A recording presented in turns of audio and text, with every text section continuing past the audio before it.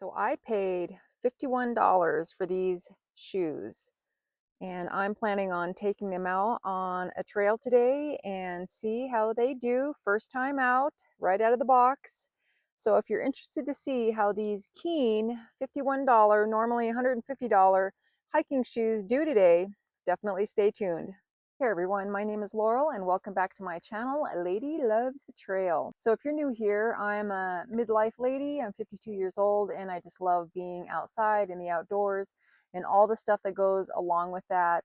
So as you saw just a second ago, I am actually out here trying new out of the box Keen hiking shoes. I actually got these shoes on Sierra.com. I just made a little post about them, a little short, so definitely check that out. I got some other shoes as well at just a killer deal. But these Keen shoes, I'm really excited to try out. Let me tell you a little bit about them. I'll bring them in front of the camera here for you before we get on the trail. Okay, as I mentioned in my intro, these are the boots. Again, they cost 51 bucks. And they're originally $150, and I got them off of Sierra.com. And these are Keen Zionic hiking boots, mid hiking boots, and they are supposed to be waterproof. We'll see about that. I hope they are. And yeah, I think they look pretty good. These are not leather, these are a man-made material.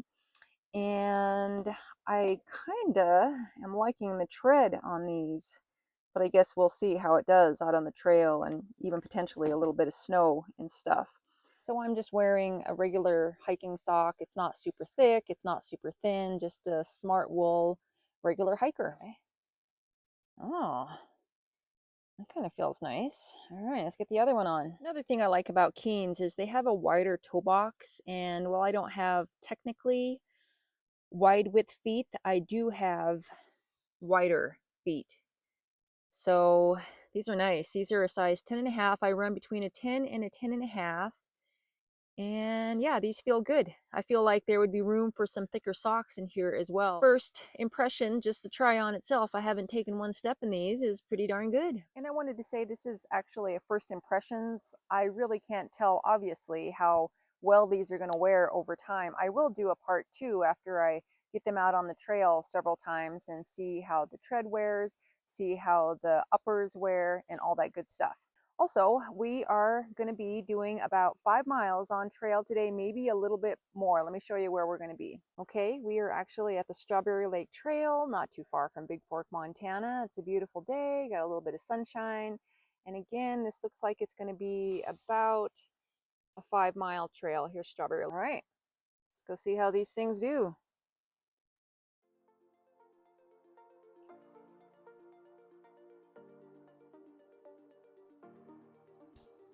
Okay, I'm just about 5 minutes into my hike, so not very far at all, and I saw this mossy covered rock as well as some logs, and it's moist out. Everything is kind of wet. We had some rain or probably even some snow that has since melted up here. And I tried these things on this rock here and not too good. Here, let me show you. Okay, here's the questionable rock in question, the trail. And just for fun, put my foot up here and it is just like I would not be able to step up on this rock, you know, which is fine. It's not a deal breaker. It's just, yeah, this, I can tell you already, these are not going to be great for anything that might be off trail, or at least for scrambling or being off trail in wet conditions. Same with this log. I mean, logs are slick anyway when they're wet. We all know that, or those who know. If you know, you know. But it's like incredibly slick. There's like no grip at all with these. So shoot. But that's okay. We're on the trail and yeah, we'll see what else these shoes can do.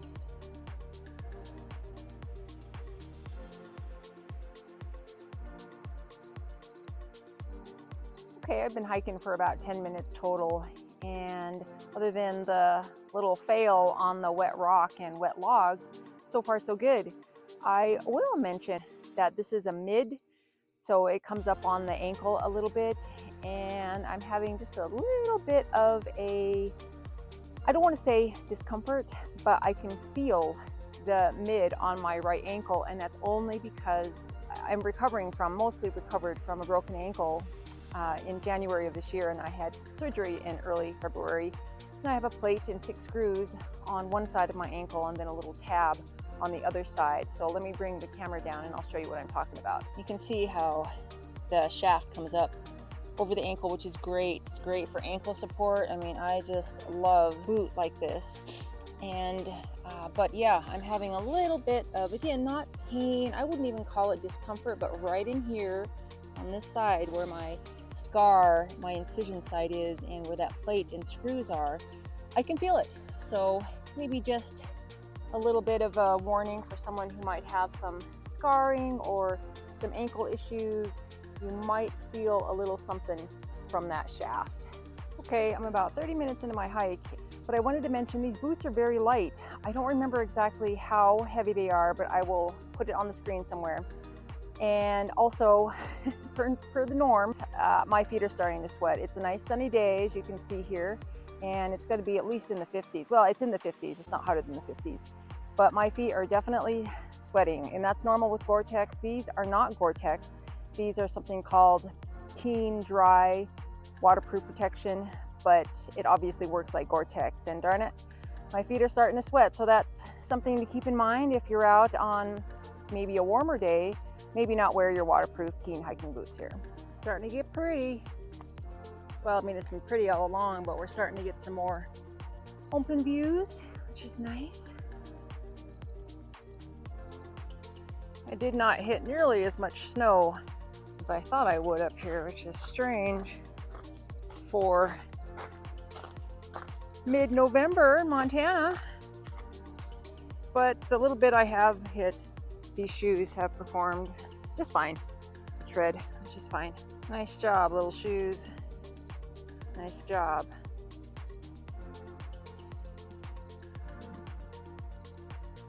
Okay, I am pretty much at my turnaround point, and I've been going for about a couple of hours, and you know what, my feet feel great. I don't have any hot spots, just that one little area where it's rubbing against my scar, but even that is kind of dulled out and stuff, and I'm really not having any issues from that right now. So yeah, we'll see how these do on the downhill now. One thing I wanted to mention before I head down, I'm cranking my shoelaces down, but these laces stayed hot tied. I get so annoyed when laces on boots or shoes, mainly it's boots, don't stay tied, and these did not budge, so that's a bonus.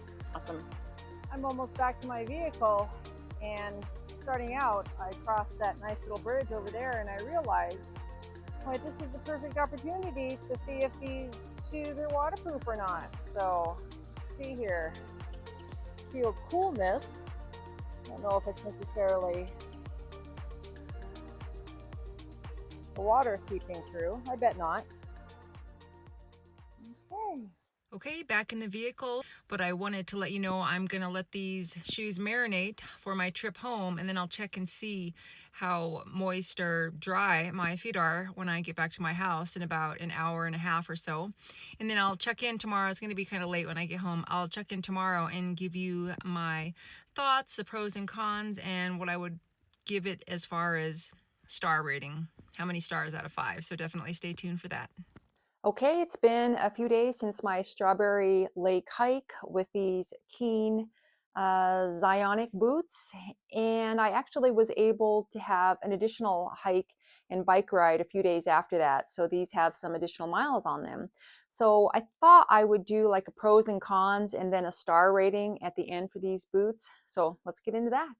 First of all, I thought the price point was great. Normally $150. I got them for $51 on Sierra.com, and I thought that was just excellent. Would I pay $150? Would I pay full price for these? Maybe, depending on how they wear, which I'll get to.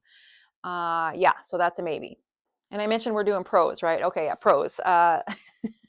So secondly, and probably most importantly for me, is they were really comfortable. That was about a 3-hour hike up Strawberry Lake. And then my other hike that I took, it was actually a bike ride, about an hour and a half bike ride, and then maybe about a 45-minute off trail hike. And they did really well as far as comfort.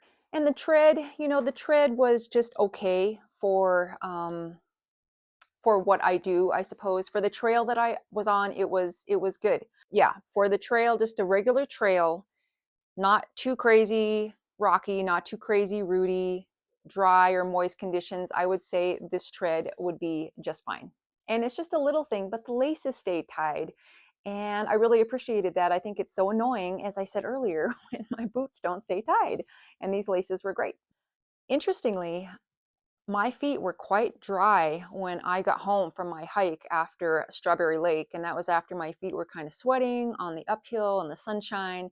And then, of course, I crossed the stream and let the boots get fairly soaked. And yeah, I was pleasantly surprised that my feet were dry when I got home. So that's definitely a pro. This waterproofing membrane worked really well, at least the first time out.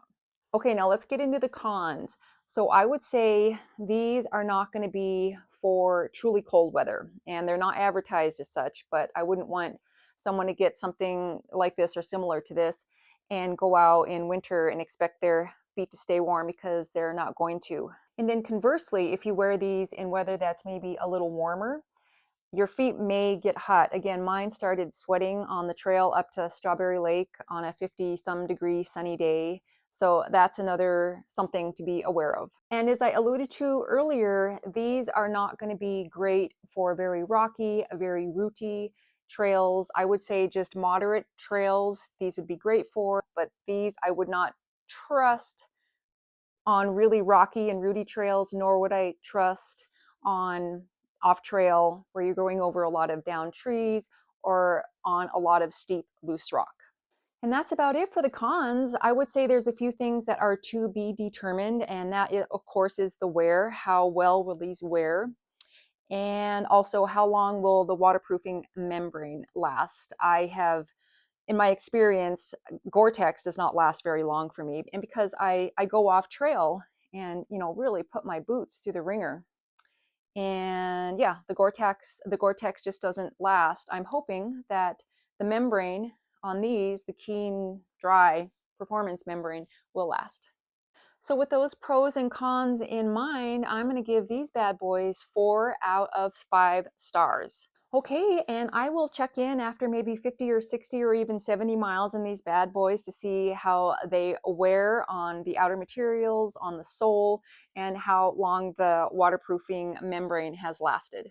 Okay, and with that, if you like this video, please hit the thumbs up and please consider subscribing to my brand new baby channel. And if you'd like to see more reviews or you have any suggestions for reviews of boots, clothes, gear, just drop me a comment below.